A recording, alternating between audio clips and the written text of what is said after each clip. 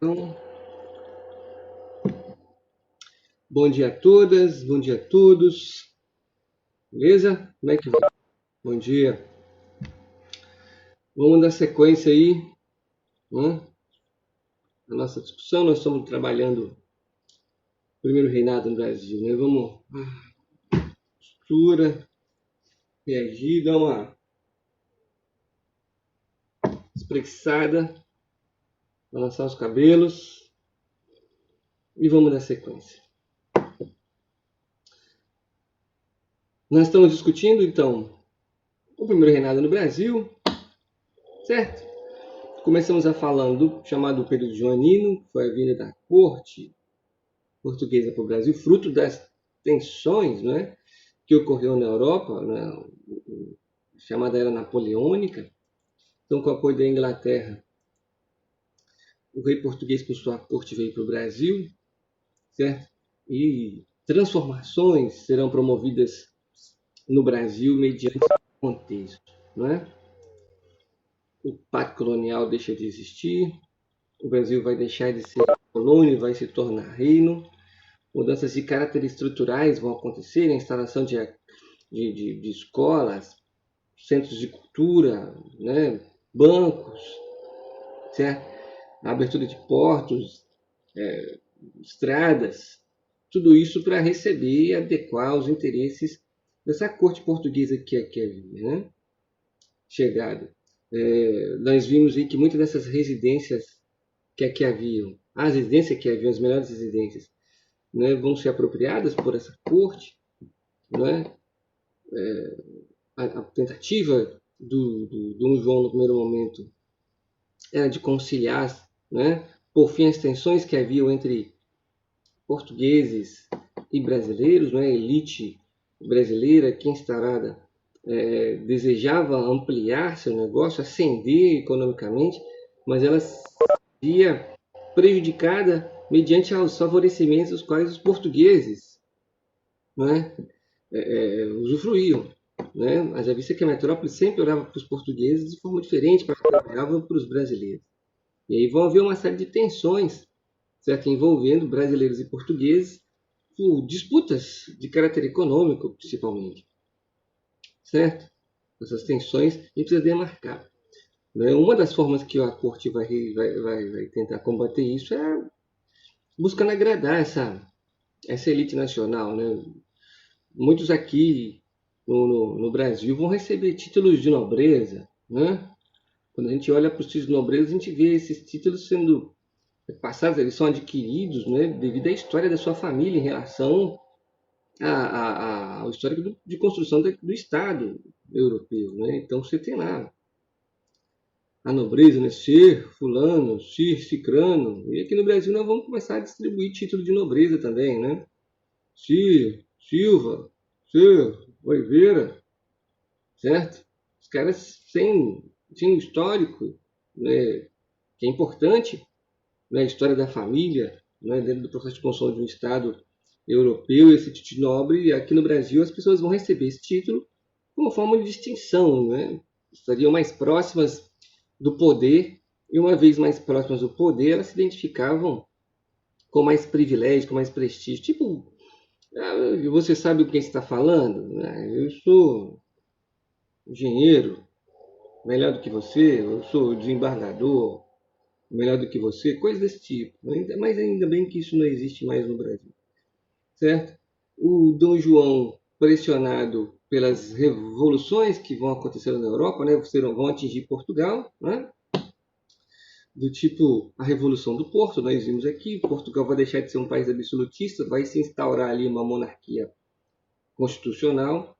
Dom João retorna e deixa aqui o seu filho Dom Pedro I, aí a gente já viu isso, vimos aí toda a cronologia que vai levar à independência, né, do dia do Fico até o Independência ou Morte, representado por esse quadro dos dragões, a gente já discutiu esse quadro também, certo? E todo o processo, né, pós-independência do Brasil, logo em seguida, né, a necessidade de construção do país, certo? A necessidade de construção. Construção do país, como assim? É preciso estabelecer o corpo burocrático, estabelecer leis, estabelecer a construção da história do país, a gente já viu isso. não é? Então, toda essa estrutura necessária a um país, já vista que a gente era uma colônia e tudo que a gente absorvia era de Portugal, a lei que agia aqui era a lei portuguesa, não é? Nós não temos um sistema de educação, por exemplo. Né? Então, isso tudo começa a fazer parte desse ideal de construção de projeto de país.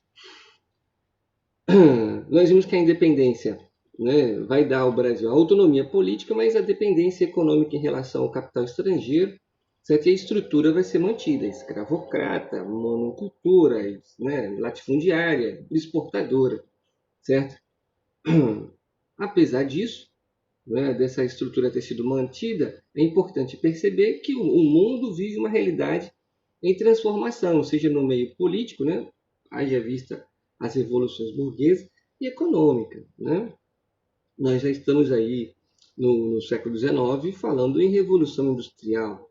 Então você tem uma pressão, né, a esses países que estão se tornando independentes da América para adequação a esse novo sistema econômico capitalista, né? Principalmente pressão produzida por parte da Inglaterra, certo?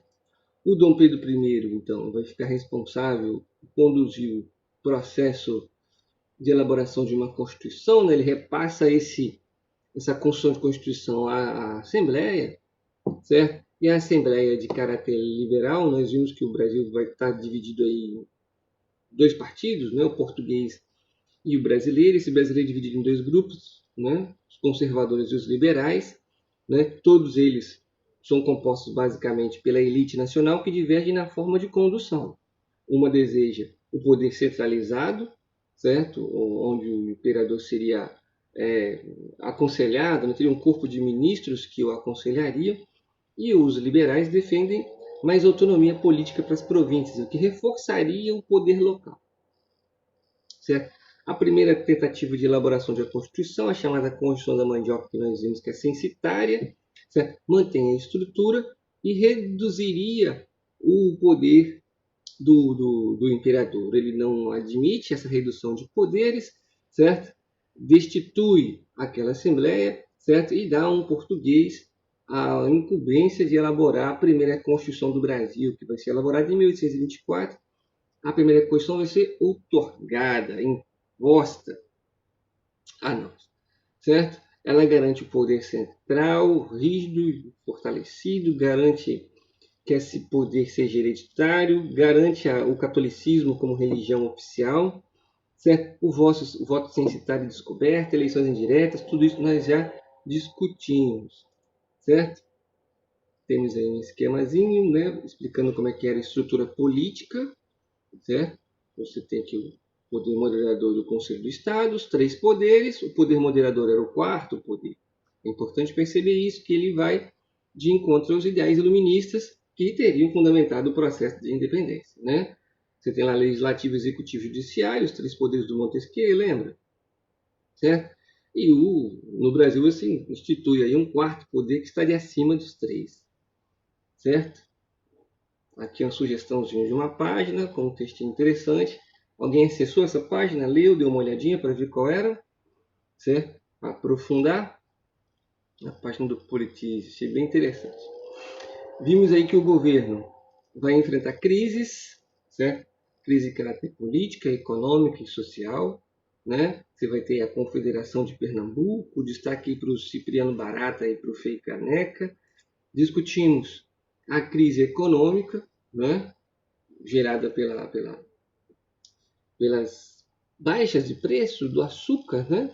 O açúcar enfrenta concorrência, né, com açúcar das Antilhas, o açúcar de beterraba, né? O fato da Inglaterra ter privilégio em relação ao mercado brasileiro dificulta o desenvolvimento dessa economia interna brasileira, né? Porque a gente não consegue competir com um produto estrangeiro, certo? O que garante para a Inglaterra esse mercado, né? Se você não produz determinado produto no Brasil, consequentemente, se esse produto for de primeira necessidade, por exemplo, certo? Você vai ter que comprar esse produto de alguém, e esse alguém vai ser a Inglaterra, principalmente. Certo? Então há um interesse na manutenção do atraso econômico, no atraso tecnológico, certo? Do Brasil e dos outros países da América, certo? Porque dessa forma você garante esse mercado para quem produz, né? Que são as chamadas grandes potências, né? Beleza? Concomitantemente à crise econômica, as revoltas que estão acontecendo internas, como por exemplo em Pernambuco, você vai ter a separação do Uruguai do Brasil. O Uruguai se torna independente do Brasil em 1828. Dentro de uma crise econômica, você está envolvido num contexto de conflito. O conflito demanda recursos, não só recursos financeiros, como vidas, né? Pessoas vão morrer nesse conflito, né? E a perda do Uruguai enfraquece politicamente o Dom Pedro I, já marcado pela sua característica autoritária, né, conservadora, né? Vimos aí a sucessão do trono português, com a morte de Dom João.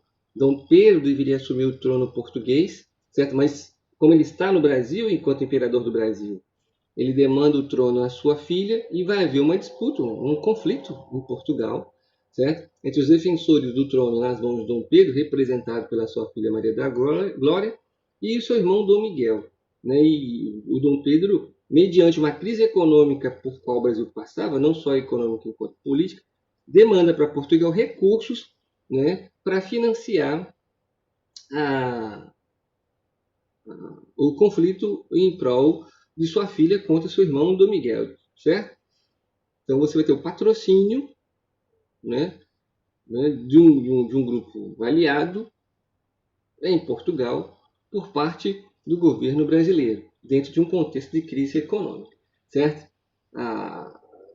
Os jornalistas, né, muita gente vai denunciar o destaque aí para o Líbero Badaró, que vai ser assassinado. A gente até discutiu isso na última aula, quem mandou matar o Líbero Badaró. As investigações não chegam a uma definição concreta, mas todo mundo, pelo menos, suspeita que quem mandou matar o Líbero Badaró teria sido o Dom Pedro, alguém próximo a ele, com o objetivo de proteger os interesses, né, do imperador. Para fechar então a discussão, nós estávamos aqui no último slide relativo a esse primeiro reinado, certo? Visando recuperar o prestígio de Dom Pedro, já muito abalado por todas as questões que nós já discutimos, certo? Ele vai para Minas Gerais, certo? O que existe em Minas Gerais, né? Lembra? Extração de ouro, né? Apesar de estar em queda, a gente não está vendo mais o auge dessa extração de recursos minerais, mas você tem ali uma região em desenvolvimento, né? E o Dom Pedro, ao chegar em Minas, ele não vai ter festa, né? Não vai ter feijão tropeiro, certo? Não vai ter sertaneja, certo? Não vai ter ninguém comemorando como ele esperava, né, a chegada do imperador naquela região, certo? Não vai ter ninguém gritando com plaquetinha, certo? Trio elétrico, não vai haver, certo? O clima era de insatisfação, certo? Principalmente devido à forma a qual se tratou o assassinato do jornalista o Líbero Badaró, certo? Mediante essa frieza por qual o Dom Pedro I seria recebido na região das Minas Gerais, certo? O partido português, o que ele elabora? Ele elabora uma recepção para quando Dom Pedro retornasse à capital, né, o Rio de Janeiro. No momento que Dom Pedro chegasse, eles organizaram uma festa, né, com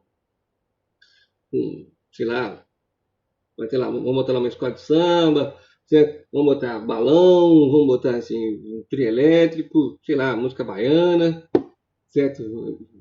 Bebida, gente sambando, festa, festa, né? Só gritando mito, mito, mito, coisa desse tipo, né?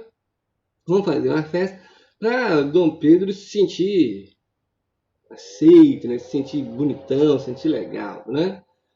Claro, por favor, não existe trio elétrico nem escola de samba nessa época, é uma brincadeira, por favor, hein? Certo? Aí você me escreve essas coisas na prova. O professor falou, com muito cuidado. Certo?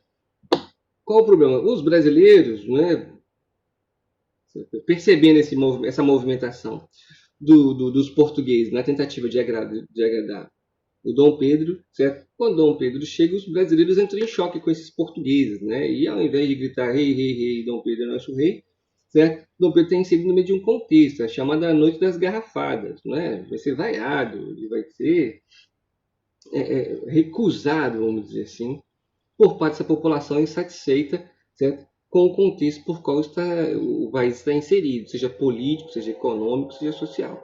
A chamada Noite das Garrafadas, né? Então, um conflito entre portugueses e brasileiros, porque os portugueses queriam fazer uma festa na recepção de Dom Pedro I e os brasileiros vão lá botar água no chope, certo? Dia 12 de março de 1861, evidenciando, certo, a falta de clima para que Dom Pedro continuasse no poder do Brasil. É importante perceber que a população não está fazendo esse tipo de movimento porque sim, certo? O governo é ruim, então vamos tirar. A população está sendo induzida, certo? E convencida por parte daquela elite, né, insatisfeita com os mandos e desmandos por parte do Dom Pedro I, certo? Ninguém ninguém produz transformação, certo? Revolução, grandes transformações estruturais sem a participação do povo. O povo é levado certo? Ele vai ser convencido de determinada verdade, abraça essa verdade, certo? E produz a transformação, né? Mesmo que a transformação mude muito pouco ou nada na sua realidade, na sua vida. Pressionado, então, o que o Dom Pedro faz? Ele vai buscar medidas conciliatórias. Vê que ele não está buscando transformar a estrutura que vai alterar a vida dessa população que está indo para a rua. Todas as medidas são desenvolvidas no sentido de favorecer essa elite que está insatisfeita, né? E você tem ali o grupo de brasileiros versus portugueses disputando o poder, certo? Em que consistiam essas medidas conciliatórias? Ele instaurou um novo ministério chamado de Ministério dos Brasileiros, certo? Esse Ministério dos Brasileiros, certo? É composto por indivíduos que se opõem a essa política centralizadora do Dom Pedro I, certo? Mediante as pressões e mobilizações que ocorrem no país, certo? Esse ministério se recusa, certo, a agir de forma violenta em relação a esses manifestantes, certo? Ele não reprimirá esses manifestantes da forma esperada por Dom Pedro I, certo? Então, é uma prática comum, né, na história do Brasil. Né? A manifestação, você envia uma força repressora que vai agir com violência contra aqueles manifestantes. Se manifestar no Brasil é quase crime inafiançável, né? Vamos dizer assim. Você está na rua se manifestando, você é rotulado de vagabundo, né? Subversivo, certo?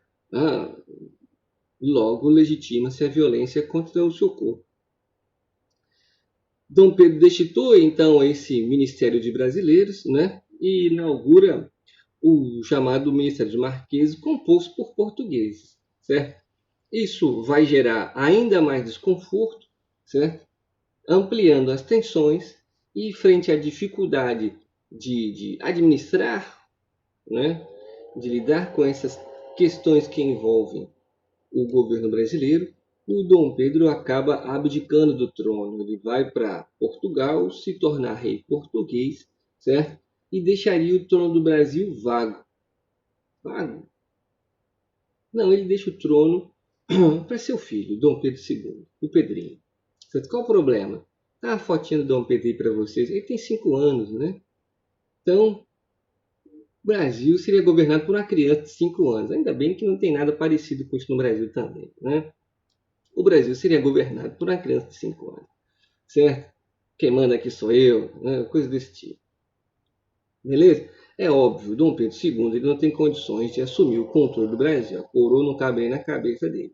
Certo? Vai iniciar um período da história do Brasil chamado período regencial, onde um grupo de homens, certo, serão escolhidos pela Assembleia, né, pelos deputados, né, do Brasil. Esses homens vão reger o Brasil até o momento que Dom Pedro II tivesse condições e idade para se tornar rei do Brasil.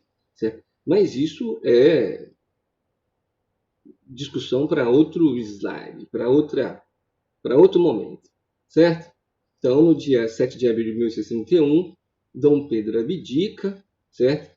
Em nome do seu filho Dom Pedro II, o qual, sem condições de reger o país devido à sua idade, né, será instaurado no Brasil o chamado período regencial, certo?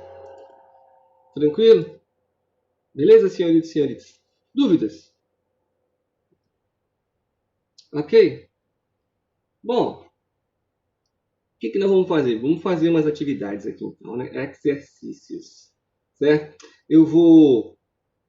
Deixa eu encerrar aqui primeiro, só um minutinho.